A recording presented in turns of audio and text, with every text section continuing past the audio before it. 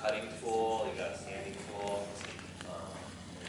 scroll saw blades. Again, scroll saws are very good making. If you don't have a scroll saw, if you have a jigsaw, you can kind of get through with it. But one thing to know about scroll saw blades is they're very thin. So to get a jigsaw, keep a couple of the really small jigsaw blades also, because so that you don't get that same texture through your final coat of paint.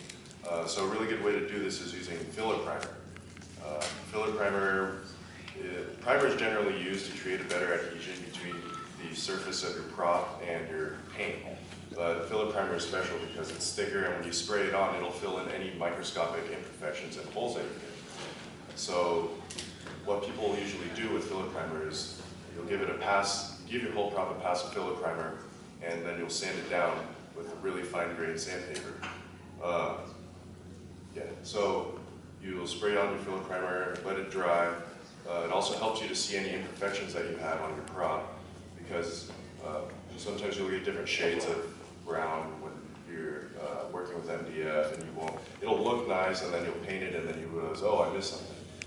But it really helps you to see where you need to add a little bit of work or do a little bit of sanding.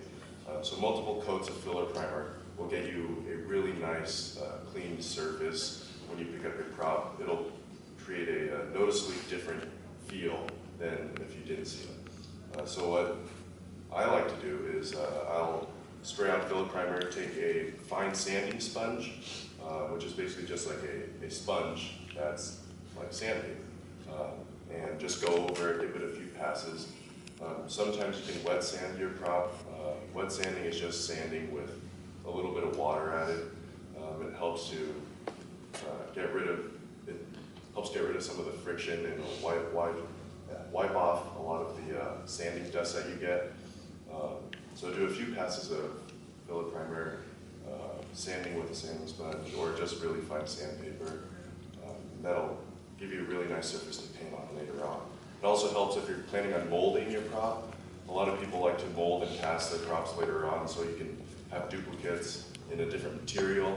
If your prop is too heavy and you really want it in a hollow, lightweight plastic, people will mold and cast their props. And in order to get a really nice finish and save you tons of work later on, you're going to want to use filler primer and sandpaper to give it a nice clean surface.